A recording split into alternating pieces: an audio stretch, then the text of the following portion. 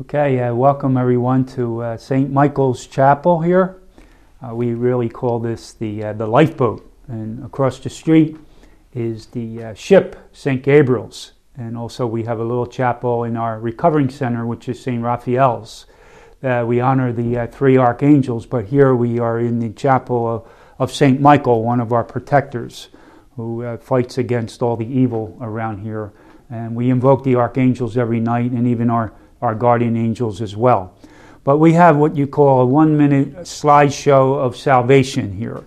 And when we look at St. Michael here, we see Satan and Michael's sword.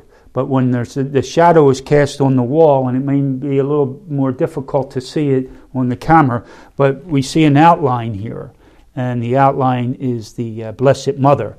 And when you look at the Blessed Mother and the statue of St. Michael, the devil here that you can't see the devil here in the shadow.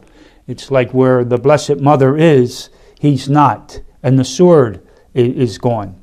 And when we turn the statue a little bit, we come up with another image, and you see the head of the devil, and when you follow the hand up, you see the beard of our Lord, the head of our Lord, and he's saying to the devil, don't come up here.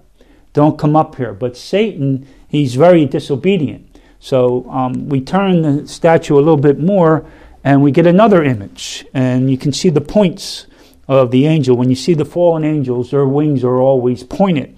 And it shows their ugliness in a sense. And then you see a head here which has horns. So you actually see the devil, because he's disobedient, he doesn't obey, he pops up. But because he pops up, we see St. Michael's sword come now. As we turn it, we see Michael coming and taking care of business, taking care of Satan, the power of St. Michael overcoming Satan. Back to Mary, battle over, victory won. Sort of like one of our signs here, and people really seem to be touched by that. They let them know where you can buy the statue, but you can't duplicate that anywhere else but here. Up here we have the three archangels. And there's a story there about the three archangels. And that story is when when we first opened this chapel, it was St. Raphael's chapel. And that name was really chosen because Raphael means God's healing. And, when we're working with drugs and alcohol, that we know the only one that can really conquer such an overwhelming power of drugs and alcohol and any addiction for that matter would be God's healing. God's graces, God's remedy. And that's what Raphael means. God's medicine, God's healing, God's remedy. And of course, Michael means one like God, and Gabriel means the strength of God. But for Raphael, originally this was the chapel of St. Raphael. And I remember when I first went in to talk to Cardinal Regali about having permission to have the Blessed Sacrament here.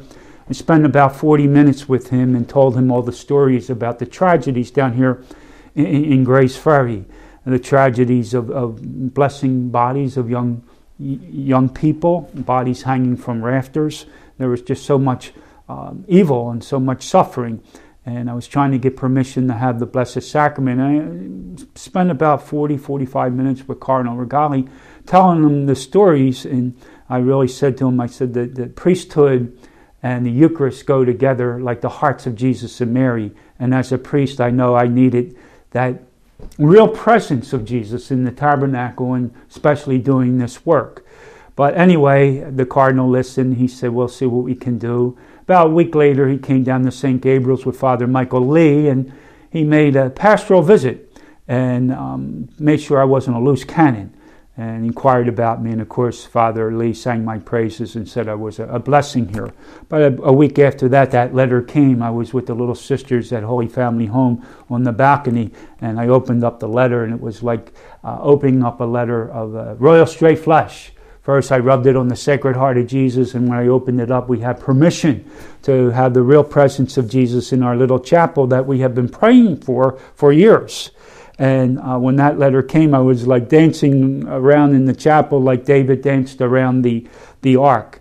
And of course, we were all excited down here and did so much work in this house, making it look like a little chapel and that lifeboat. And we called it the Miracle on 29th Street, and it truly was. And the other miracle on 29th Street is that the Archbishop Charles Chaput gave me permission to be down here full-time in this work. But we're so blessed with the angels looking out over us. And we also, at night, we invoke the guardian angels as well. And I have my guardian angel's name is Hugo, and it's Hugo. The H stands for humility, which I ask my guardian angel to help me to acquire, to let God do the work, to give God permission to do this work, because I have nothing of myself. And the U stands for understanding drug addiction and broken hearts and people that really need to be lifted up and to receive God's healing. And the G stands for gentleness. And then the O stands for oneness with God. You go. So in the morning when I go out, I wake up and I spend a couple hours in prayer before I even go out the door, because you got to be all prayed up in this work. But as I go out, I bless myself with the holy water and I pray the prayer. Angel God, my guardian dear, to whom God's love commits me here. Ever this day be at my side, to light, to guard, to rule and guide. And then I say to my guardian angel, you go first. And he's always there at my side. So we really do have a great devotion to all the angels. And we have here St. Michael, the biggest statue there, and St. Raphael and St. Gabriel, who is always looking out over us. And we really want to honor all 7 angels, which would also be Uriel and Salatiel, and Barachiel and Jehudiel. A lot of people forget about the other 4 of the 7 archangels, but they're always watching out over us, and we have their protection in the angels. And we certainly have a bigger army than Satan, as we know from the book of Revelation. 1/3 of the angels fell, and 2/3 remained faithful. So, and we have the queen, of course, of the angels and all the angels.